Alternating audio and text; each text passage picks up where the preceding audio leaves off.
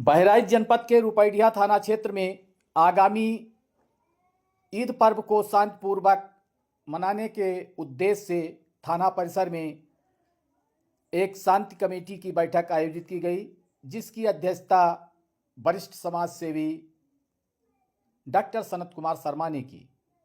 बैठक में नायब तहसीलदार नानपारा अक्षय पांडे ने सभी से अपील की कि वह ईद पर्व आपसी सौहार्द तथा भाईचारे के साथ मनावें। पुलिस प्रशासन आपके साथ है। थाना अध्यक्ष दद्दन सिंह ने सभी लोगों से कहा कि यदि किसी प्रकार की कोई दिक्कतें होने की उम्मीद है या कहीं कोई बाधा आ रहा हो, रास्ता में बाधा आ रहा हो, तो उसे बताएं, जिसका त्वरित निस्तारण किया जाएगा। उन्होंने कहा कि पुलिस ने सभी ईदगाह तथा मस्जिदों की सूची तैयार कर ली है। सभी जगह पुलिस के जवान मुस्तैद रहेंगे। पूरी जिम्मेदारी से कानून व्यवस्था बनाए रखने के लिए उन्होंने सभी से सहयोग मांगा। बैठक में पूर्व प्रधान उत्तम कुमार, रिजवान अहमद सहित कई ग्राम प्रधान, समाज सेवी, धर्मगुरु तथा चौकी इंचार्ज बाबागंज अनिल कुमार यादव व सिपाही आज मौजूद रहे। बैठक में सभी ने एकजुट से शांतिपूर्वक पर्व मनाने का आश्वासन दिलाया। आगंतुकों का जो हमारे रजिस्टर के मुताबिक संभ्रांत नागरिक है, जिनको बुलाया जाता है और इन्हीं के माध्यम से त्योहार को सकुशल संपन्न कराया जाता है, जिसका नेतृत्व प्रत्येक वर्ष में जितने आयोजन होते हैं उसमें श्री सनत शर्मा जी, जो हम लोगों के भी संरक्षक हैं और इस कस्बा के दोनों समुदायों के गंगा जमुनी तहजीब के सबसे बड़े मिसाल हैं।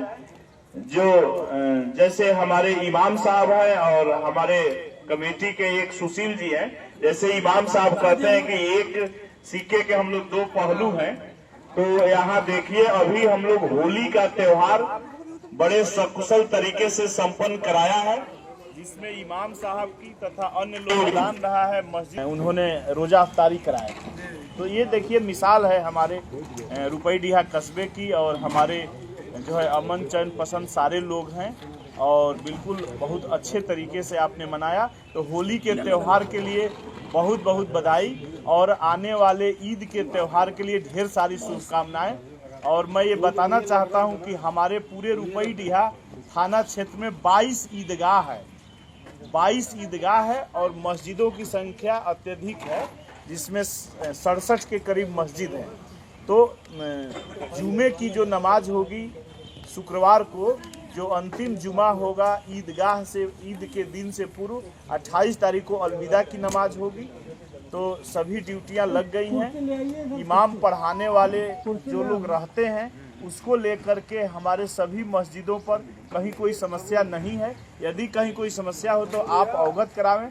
उसी तरह से 30 या 31 को जो ईद होगी, तो ईद के दिन भी जो ईदगाह पर नमाज अदा की जाएगी, जिसका टाइमिंग भिन्न भिन्न होता है, उस पर अगर कहीं ईद की नमाज पर उस पर 22 ईदगाह है, उस पर कहीं पढ़ाने के लिए उस पर पढ़ाने के लिए कोई इमाम या जो उसके मुतबल्ली होते हैं, कहीं कोई समस्या हो तो आप अवगत करावें। मेरे ख्याल से तो कहीं कोई समस्या नहीं है, लेकिन यदि कहीं कोई समस्या हो तो आप अवगत करा सकते हैं। हमारे नायब तहसीलदार साहब का थाना परिसर में स्वागत है। इसके अलावा हम लोगों के सिरमौर श्रीमान करुणेश त्रिपाठी जी, वरिष्ठ लेखपाल, इनका भी थाना परिसर में बहुत बहुत स्वागत और अभिनंदन है। और नायब साहब को हम एक चीज़ अवगत करा दें, इस थाना क्षेत्र में जब से थाना स्थापित हुआ है तब से यहाँ किसी तरह का कोई इनकन्वीनियंस, कोई इस तरह की हैपनिंग नहीं हुई है। और गंगा जमुनी तहजीब की जड़ें यहाँ बहुत ही गहरी हैं और कभी किसी तरह का। और एक उदाहरण आपको और भी बता दूँ, मस्जिद के प्रांगण में ही होलिका दहन होता रहा है।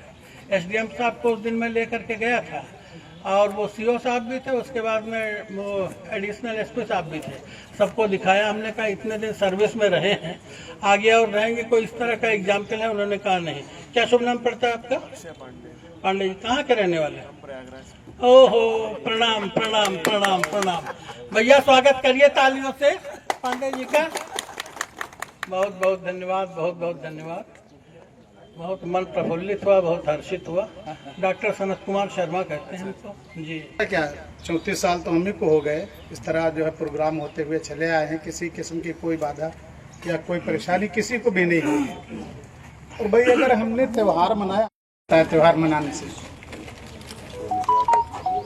और ईद आ रही है, जैसे कि आपको मालूम है, ईद भी जिस तरीके से और त्यौहार हम अभी जो है सब मनाते चले आए, इसी तरह हम और आप जो है मिलजुल करके जो है क्या बोलते हैं ईद को भी मना ले। अलविदा की नमाज जैसे कि भी साहब ने बता दिया, अगर किसी को कोई दिक्कत है तो वो बता सकता है। हम साहब से एक दरख्वास्त भी करना चाहते हैं, क्योंकि हमारी नमाज जो होती है मस्जिद के बाहर ही जो फील्ड है उसमें होती है, रोड पर नहीं होती है, घेर दिया जाता है अंदर अंदर जो मैदान के। तो जब हम लोग नमाज पढ़ने लगते हैं तो सारे के सारे लोग चले जाते हैं, हमारे मजदूर भी सब नमाज में शामिल हो जाते हैं।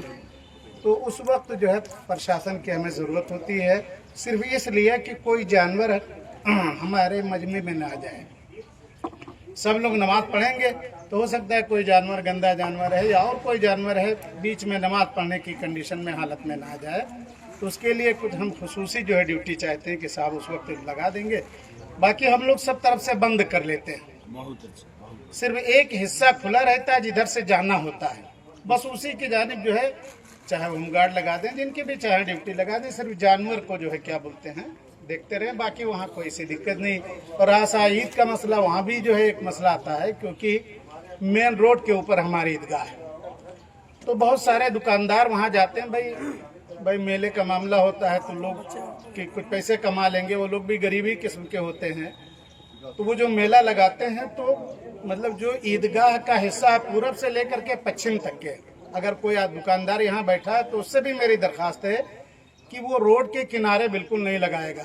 और हम दक्षिण की जानिब तो अलाउ ही नहीं करते हैं, क्योंकि उस तरफ जो है मजमा भाई ईदगाह में जाना होता है, वापस आना होता है, तो इस तरह जो है वहाँ पर कोई आदमी दुकान नहीं लगाएगा। और जो हम प्रशासन से भी यही जो है चाहते हैं कि कोई दुकानदार को वहाँ पर दुकान ना लगाने दिया जाए, ताकि जो है रास्ता बिल्कुल जो है क्लियर रहे। भाई कौन इमरजेंसी हो, कैसे लोग आ रहे हैं जा रहे हैं, तो रास्ता क्लियर होना चाहिए। बाकी जो हमारे नमाजी हैं वो तो सब अंदर जा करके नमाज पढ़ेंगे। इसके लिए भी हम साहब से दरख्वास्त करते हैं। इन्हीं बातों के ऊपर जो मैं अपनी बातों को खत्म करता हूँ। सभी मेरा नाम है, मेरा पद नायब तहसीलदार का है और अभी मैं 1.5 साल सदर में नायब तहसीलदार रहा था। 27 जनवरी को मेरी पोस्टिंग यहाँ नानपारा में हुई है और वहाँ भी हम लोगों ने काफ़ी सारे जो चाहे फेस्टिवल्स हों चाहे कोई मेले हों आयोजित कराए हैं। और वहाँ पे भी सभी जो आवाम है आप लोगों का सहयोग हमेशा रहता है, ठीक है, तो ये बहुत अच्छी बात लगती है। और आप लोग सौहार्द के साथ, सम्मान के साथ इस त्यौहार को मनाएं।